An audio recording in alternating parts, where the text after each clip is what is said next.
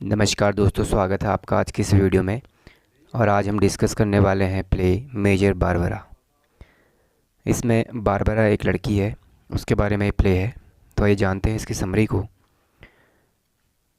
इसमें ऐसा होता है कि जो लेडी ब्रीटोमोट, जिसे हम कह सकते हैं कि वो बारबरा की मदर है, अपने बेटे स्टीफन को बुलाती है। इनकी दो बेटी हैं और एक लड़का है। दो बेटी हैं, सारा और बारबरा।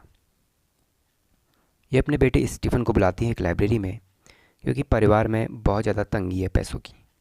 ये अलग अलग रहते हैं, इनके हस्बैंड इनके साथ नहीं रहते हैं। उनकी दोनों बेटियों सारा और बारबरा की सगाई हो चुकी है, लेकिन उनके जो मंगेतर हैं वो बहुत ज़्यादा गरीब हैं। लेडी ब्रूटोमोट तय करती है कि वे अपने अलग रह रहे जो पति हैं एंड्रयू, उनसे मदद मांगेगी। अब वो जाती है एंड्रयू के पास। एंड्रयू के बारे में हम जानते हैं कि वो एक बहुत अमीर इंसान है, लेकिन उसकी कमाई हथियार बेचने से होती है। यानी वो हथियारों का सौदागर है। बहुत बड़ी कंपनी है उसके हथियारों की। उनका बेटा स्टीफन इस बात से नफरत करता है, क्योंकि उसे लगता है कि हथियारों का पैसा गंदा होता है। जब एंड्रयू घर पे आते हैं तो वे अपने अजीब विचारों से सबको हैरान कर देते हैं। वो कहते हैं कि गरीबी सबसे बड़ा पाप है, पैसा और ताकत यही असली धर्म है। युद्ध और हथियार समाज के लिए बहुत ज़्यादा ज़रूरी है। उनकी बेटी बारबरा, जो कि सैल्वेशन आर्मी, ये एक धार्मिक संस्था है जो गरीबों की मदद करती है। इसमें वो काम करती है। वो गरीबों को सुधारना चाहती है। और बारबरा और उसके फादर दोनों के बीच एक सौदा होता है। एंड्रयू बारबरा के गरीबों वाले आश्रम यानी शेल्टर में जाएंगे, और बदले में बारबरा उनके हथियारों वाली फैक्ट्री में जाएगी, क्योंकि दोनों एक दूसरे से बिल्कुल विरोधाभास रखते हैं। फिर आगे क्या होता है इस प्ले में।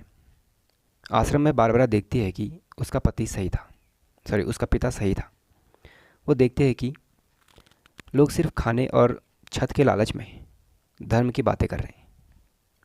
तभी एक अमीर शराब व्यापारी और उसका जो फादर है एंड्रयू, संस्था को बहुत ज़्यादा दान देते हैं, भारी रकम दान देते हैं। बारबरा को देख के बड़ा दुख होता है कि उसकी धार्मिक संस्था उसी गंदे पैसे को खुशी खुशी स्वीकार कर रही है, जिसे वो गलत मानती थी।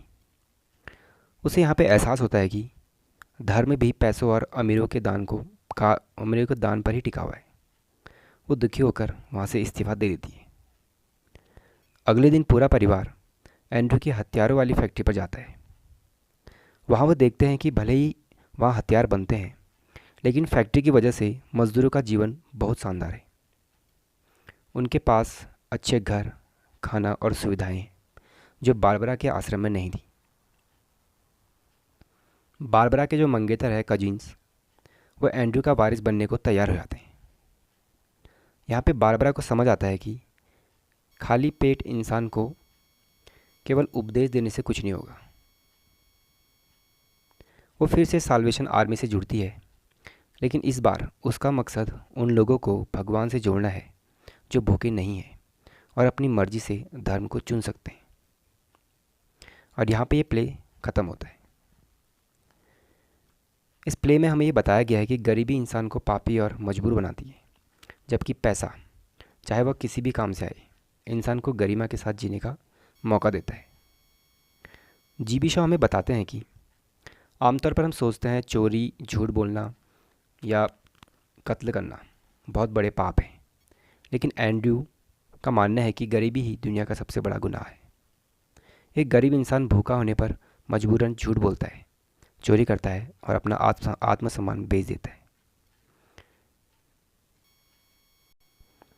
एंड्रयू कहता है कि अगर आप किसी को नेक बनाना चाहते हैं तो पहले उसका पेट भरो और उसे इज्जत की ज़िंदगी दो। बिना पैसे के जो मॉरलिटी है वो सिर्फ एक दिखावा है। बारबरा को लगता है कि उसकी संस्था सैल्वेशन आर्मी पूरी तरह साफ़ है, लेकिन जब उसके पिता हथियार बेचने वाले और शराब बेचने वाले ने वहाँ पे दान दिया, तो संस्था ने उसे फ़ौरन कबूल कर लिया। बारबरा को एहसास होता है कि धर्म को चलाने के लिए भी उसी गंदे पैसे की ज़रूरत होती है जिसे धर्म बुरा बताता है। ये बारबरा के लिए एक इमोशनल ब्रेकडाउन था।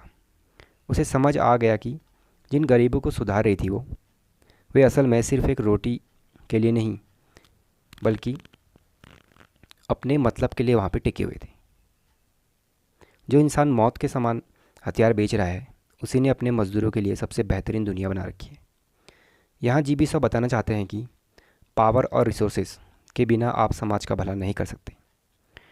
कजिन्स जो कि बारबरा से शादी करने वाला है, इसलिए फैक्ट्री का वारिस बनना स्वीकार करता है क्योंकि उसे समझ आता है कि दुनिया बदलने के लिए सिर्फ कलम नहीं, ताकत भी चाहिए।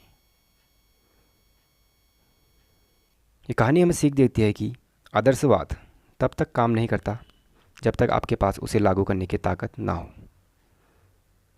बारबरा का अंत में साल्वेशन आर्मी में वापस जाना हार नहीं बल्कि एक नई शुरुआत है।